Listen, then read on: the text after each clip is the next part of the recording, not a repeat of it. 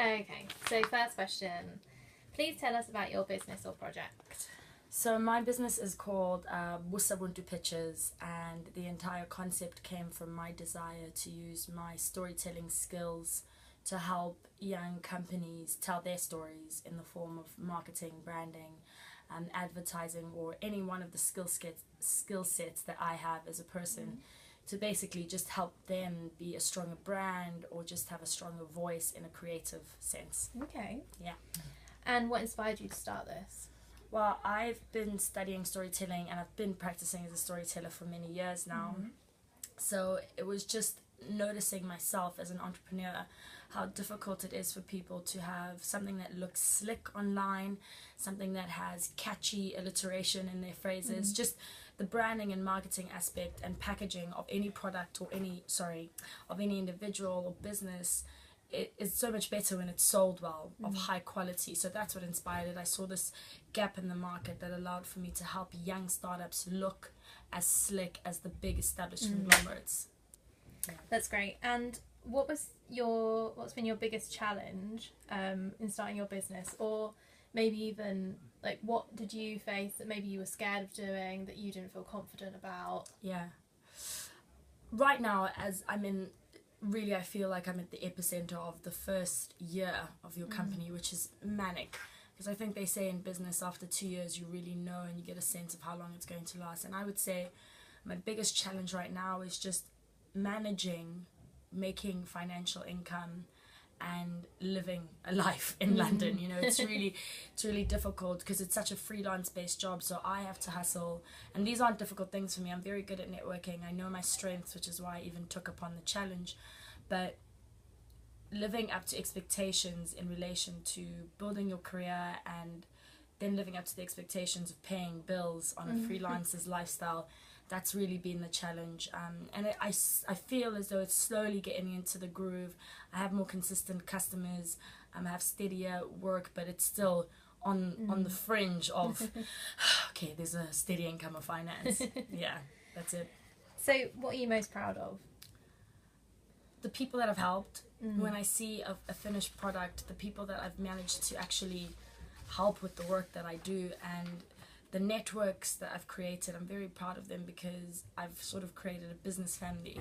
So I can stand and say, these are the people I work with and this is the work that we create and it's here to help you.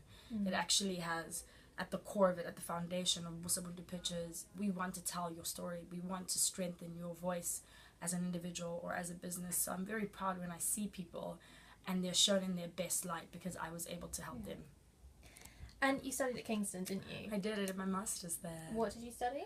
I did a double major master's in filmmaking and the creative economy. Okay, sounds interesting. It was. I mean, that's not like a directly business kind of course. It so is. How did university kind of support you in developing your business? Well, it's not exclusively a business course, but it is because it's the double majors fall under filmmaking, and in the creative economy we ran a business for a year with young entrepreneurs sponsoring us and helping us. So the school pretty much gave me the foundation I needed to know what this year was going to be like. You know, the scale was smaller because we had the school to support us and open trade fair centres and areas for us to be at. So a lot of it was set up already. Now I'm dealing with the creating my own network, but I'm putting everything that the school gave to me into practice. So they did a lot and still continue to do a lot in, you know, being there for us when we need advice, and even when we're lost in the ether of trying to be successful entrepreneurs, I know I can sort of like call Dwayne or Martha or email you guys and be like, I need help with something, or I need a visa to go film a documentary in Berlin, help me. Basic things like that. Yeah. Brilliant. Yeah. I mean, as a creative person, yeah, studying on, you know, kind of creative industries, how important do you think it is for those industries to include like enterprising skills? So important. Yeah. I think it's the basic, and I think it's what needs to, from here on out, change about creative industries. Is that my undergrad had no business sense to it at all. I was studying how to write scripts, I was studying how to make films, which is a craft and a skill and the passion of my life. But if I had known at 18 and I'd started practicing entrepreneurial behaviors, I would be so much more financially stable now. I would be I think I would be achieving a lot more, a lot quicker than I am, because you just understand that as a creative, you'll be an entrepreneur for the rest of your life. Yeah. Even if you establish a strong business, you are working from an atypical point of view in business. It's become trendy now. Every company wants to be a storyteller. But those of us who actually know what it's like to exclusively be trained in creative, like world or creative education, once you get entrepreneurial skills, you have the leverage that business people have had over us as creatives.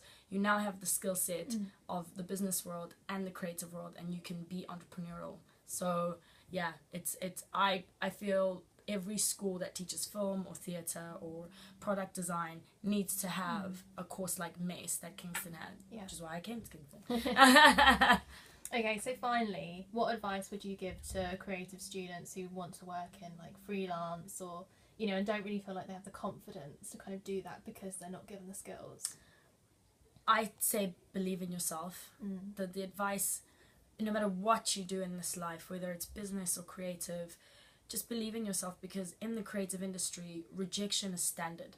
If you accept that now, and if it happens to you, you'll be fine, because you'll be like, this is what I expected. Yeah. I expected for people to say no 98% of the time.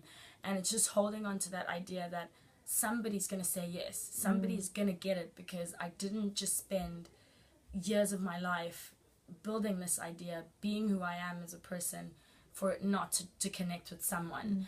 And that takes time, because you're building the product, you're building yourself. So have patience with yourself, be kind to yourself when things are really tough, but never give up on your dream. Creative industries are hard and it's standard, but if you're also creative, you know that you like a challenge. So you're not choosing to be creative for the easy road. You just do a 9 to 5 for that. Become an accountant.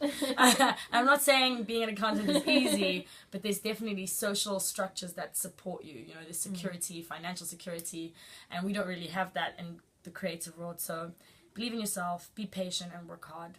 Those would be my top 3 advices. Brilliant. Advices.